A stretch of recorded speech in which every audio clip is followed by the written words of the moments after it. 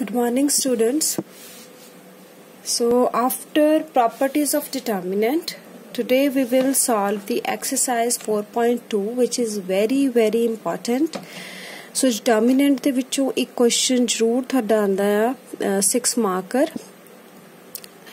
ਤਾਂ ਇਹ question ਕਿੱਦਾਂ ਦਾ ਹੋਏਗਾ?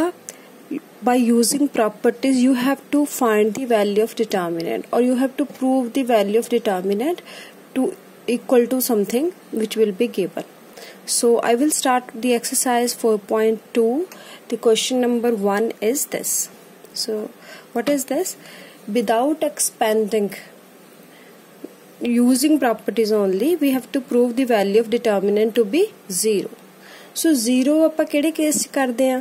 determinant ਦੀ ਵੈਲਿਊ 0 ਕਦੋਂ ਆਉਂਦੀ ਹੈ? ਦੋ ਕੇਸ ਕੀਤੇ ਆ ਪ੍ਰੋਪਰਟੀਜ਼ ਦੇ ਵਿੱਚ। ਇੱਕ ਪ੍ਰੋਪਰਟੀ ਸੀ ਅਗਰ ਕਿਸੇ determinant ਦੇ ਵਿੱਚ ਪੂਰੀ ਇੱਕ ਰੋ 0 ਦੀ ਬਣ ਜਾਵੇ, ਜਾਂ ਫਿਰ ਦੋ ਰੋ ਜਾਂ ਦੋ ਕਾਲਮ ਸੇਮ ਬਣ ਜਾਣ, ਜਿੱਦਾਂ ਇਸ ਤਰੀਕੇ ਨਾਲ ਆ ਜਾਵੇ, ਤਾਂ ਵੀ ਉਹਦੀ ਵੈਲਿਊ 0 ਹੁੰਦੀ ਹੈ। ਅਗਰ ਦੋ ਰੋ ਜਾਂ ਦੋ ਕਾਲਮ ਐਗਜ਼ੈਕਟਲੀ ਸੇਮ ਹੋਣ, ਜਾਂ ਫਿਰ ਕੋਈ ਇੱਕ ਰੋ ਜਾਂ ਕੋਈ ਇੱਕ ਕਾਲਮ ਜਿਹੜਾ ਆ ਉਹ ਸਿਰਫ ਜ਼ੀਰੋਜ਼ ਦਾ ਹੀ ਹੋਵੇ, ਤਾਂ ਡਿਟਰਮੀਨੈਂਟ ਦੀ ਵੈਲਿਊ ਆਪਾਂ ਸਿੱਧਾ ਲਿਖ ਸਕਦੇ 0 ਹੁੰਦੀ ਹੈ। ਹੁਣ ਆਪਾਂ ਦੇਖਣਾ ਕਿ ਆਹ ਜਿਹੜੀ ਦੋ ਪ੍ਰੋਪਰਟੀਜ਼ ਆ ਉਹਦੇ ਵਿੱਚੋਂ ਇੱਥੇ ਕਿਹੜੀ ਲਾਗੂ ਹੁੰਦੀ ਆ।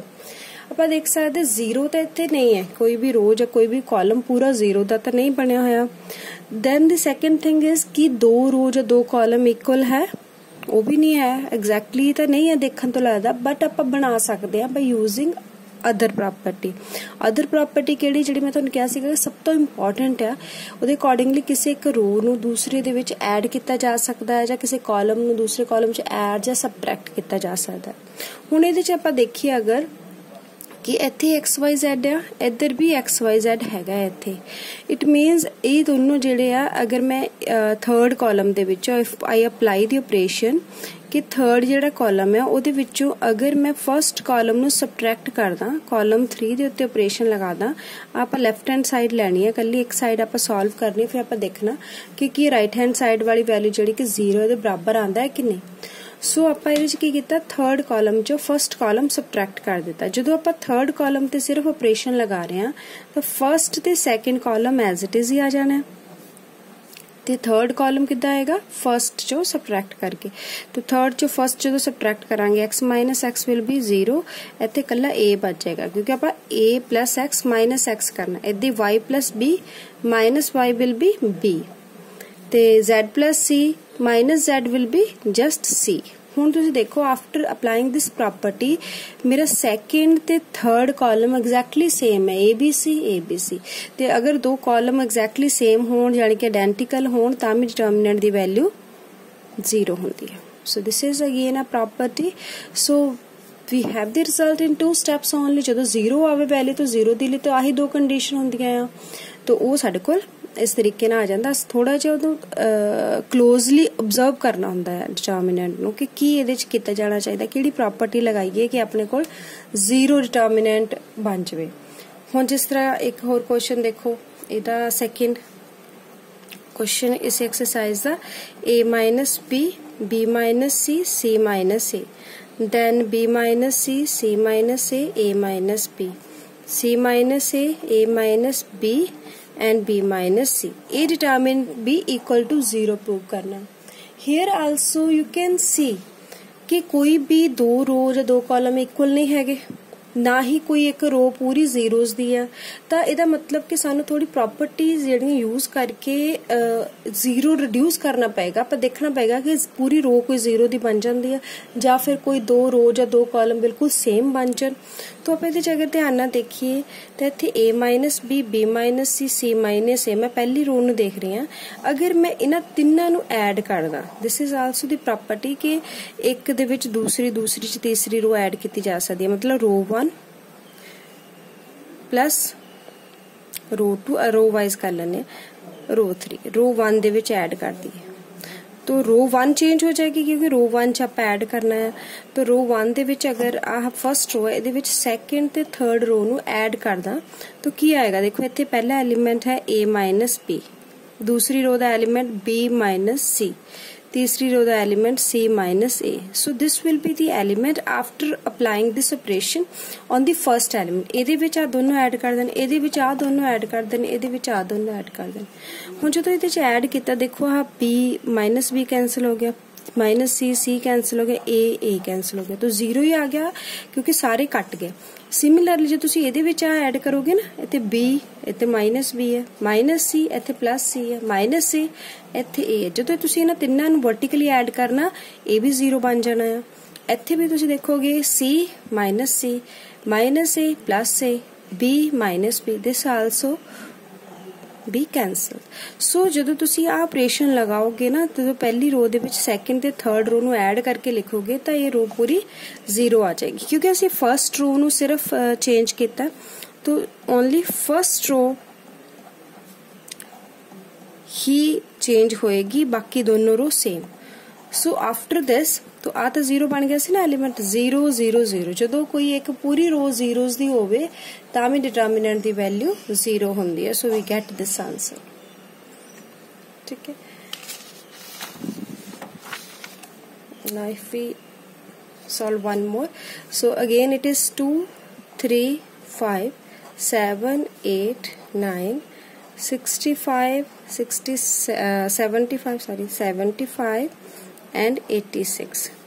The determinant of this is 0. We have to prove this. Again we have to prove only by applying determinant property, not by expanding. So here also we have to look it closely, observe it closely कि what should be done ताकि पूरी एक रो या एक column या तो 0 बन जाए या फिर दो रोज सेम बन जाए। सो what should be done, हुण इहदे च आपां देखदे हां कि की है ए वाली रो ते ए वाली रो च कनैक्शन मैनूं कुछ लग रहा। देखो जिद्दां 7 है इत्थे 65 है, जो 7 into 9 63 हुंदा है, उहदे तो 2 मोर है। 8 into 9 मतलब इस रो नूं अगर मैं 9 नाल मल्टीप्लाई करदा तो देखो की आंदा पिया 9 into 7 63 इत्थे 65 है, 9 into 8 is 72 ਤੇ 75 है, then 9 into 9 is 81 इत्थे 86 है। तो जदों आपां इहदे विच अगर 9 नाल मल्टीप्लाई करके इत्थे लिखिए तो की आएगा, मतलब सबट्रैक्ट करिए actually. So what we have to do, असीं करना कि कॉलम 3 ਦੇ ਵਿੱਚੋਂ ਸੈਕਿੰਡ ਕਾਲਮ ਨੂੰ ਸਬਟ੍ਰੈਕਟ ਕਰਨਾ ਬਾਈ multiplying with 9।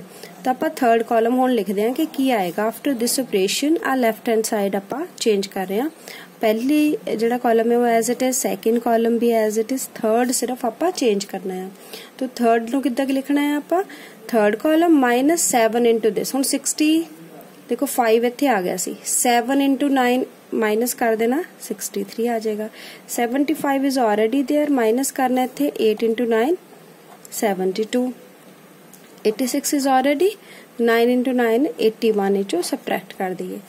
So what will be left, subtraction तो बाद 65 minus 63 is 2, 75 minus 72 is 3, 86 minus 81 is 5। ਹੁਣ ਆਪਾਂ ਅਗਰ ਦੇਖੀਏ ਤੇ ਇਹਦੇ ਚ ਕੀ ਆ, ਫਰਸਟ ਕਾਲਮ ਤੇ ਥਰਡ ਕਾਲਮ ਦੇ ਬਿਕਮ ਆਇਡੈਂਟੀਕਲ, ਸੇਮ ਆ ਗਏ। ਜਦੋਂ ਸੇਮ ਆ ਗਏ ਮੀਨਸ ਦੀ ਵੈਲਿਊ ਕੀ ਹੋਗੀ, 0। ਸੋ in this way we have to prove the things। so एक और देख लेने हैं, क्वेश्चन है 5th 4th पहला देखो, it is 1 1 1 BC CA AB और इत्थे है A into B plus C, B into C plus A and C into A plus B। So determinant 0 करना। ਇਹਦੇ ਵਿੱਚ ਵੀ ਆਪਾਂ ਦੇਖੀਏ अगर ब्रैकेट ओपन कर देने हैं, we open this bracket, this one AB plus AC, BC plus AB and CA plus BC। सो इधर साइड ਆਪਾਂ ਲੈਫਟ ਹੈਂਡ ਸਾਈਡ ਲਿਖੀ, ਲੈਫਟ ਹੈਂਡ ਸਾਈਡ ਦੇ ਵਿੱਚ ਹੁਣ ਇਹ ਚ ਕੀ AB plus AC ਹੈ, BC ਨਹੀਂ ਹੈ, BC ਇੱਧਰ ਹੈਗਾ, ਇਹ ਚ ਐਡ ਕਰ ਦਿੰਨੇ BC plus AB CA। ਸੋ ਆਪਾਂ ਇਹਦੇ ਚ ਕੀ ਕਰਨਾ ਹੈ, ਇਹਨੂੰ ਆਪਾਂ ਚੇਂਜ ਕਰਨਾ ਹੈ, ਡਿਟਰਮੀਨੈਂਟ ਨੂੰ ਚੇਂਜ ਕਿੱਦਾਂ ਕਰਨਾ ਹੈ, third column plus second column, third column ਦੇ ਵਿੱਚ ਇਹ ਲਗਾ ਦਿੰਨੇ 1 1 1 BC CA AB। सो इनू ऐड कर देना, अगर AB प्लस BC पहला लिख लेने प्लस CA। सो मैं थर्ड कॉलम दे विच सैकेंड कॉलम ऐड करता। सिमिलरली इत्थे भी देखो AB BC CA, देखो ਇਹਦੇ ਵਿੱਚ ਵੀ AB plus BC plus CA, ठीक है। सो ਇਹਦੇ ਵਿੱਚ ਕੀ ਕੀਤਾ ਆਪਾਂ, थर्ड कॉलम च सैकेंड कॉलम ਨੂੰ ਐਡ ਕਰਤਾ। ਹੁਣ ਜਦੋਂ ਐਡ ਕਰ ਦਿੱਤਾ ਤਾਂ ਆ ਜਿਹੜੀ ਟਰਮ ਆ ਉਹ ਤਿੰਨੋਂ ਜਗ੍ਹਾ ਤੇ ਆ ਰਹੀ ਹੈ। ਇਹ ਵੀ ਆਪਾਂ ਦੇਖਿਆ ਸੀ ਪ੍ਰੋਪਰਟੀ ਕਿ ਅਗਰ ਕਿਸੇ ਇੱਕ ਰੋਜ਼ ਜਾਂ ਕਿਸੇ ਕਾਲਮ ਦੇ ਵਿੱਚ ਕੋਈ ਨੰਬਰ ਆਂਦਾ ਹੋਵੇ ਉਹਨੂੰ ਆਪਾਂ ਕਾਮਨ ਲੈ ਸਕਦੇ ਹਾਂ। ਜਾਣੀ ਕਿ ਜੇ ਤੁਸੀਂ ਕਿਸੇ ਡਿਟਰਮੀਨੈਂਟ ਨੂੰ ਮਲਟੀਪਲਾਈ ਕਰਨਾ ਕਿਸੇ ਨੰਬਰ ਦੇ ਨਾਲ ਤਾਂ ਵੀ ਇੱਕ ਰੋ ਜਾਂ ਇੱਕ ਕਾਲਮ ਨੂੰ ਮਲਟੀਪਲਾਈ ਹੁੰਦਾ, ਜੇ ਕਾਮਨ ਲੈਣਾ ਤਾਂ ਵੀ ਇੱਕ ਰੋ ਜਾਂ ਇੱਕ ਕਾਲਮ ਦੇ ਵਿੱਚੋਂ ਹੀ ਕਾਮਨ ਆਂਦਾ ਹੈ।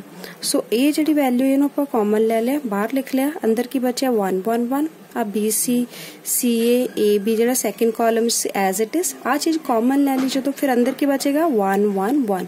ਸੋ ਹੁਣ ਫਿਰ ਕੀ ਹੋਇਆ ਕਿ ਦੋ ਕਾਲਮ ਆਇਡੈਂਟੀਕਲ ਬਣ ਗਏ, ਇਸ ਲਈ ਦੀ ਵੈਲਿਊ ਹੋਏਗੀ 0। Without expanding we can check the values in this way.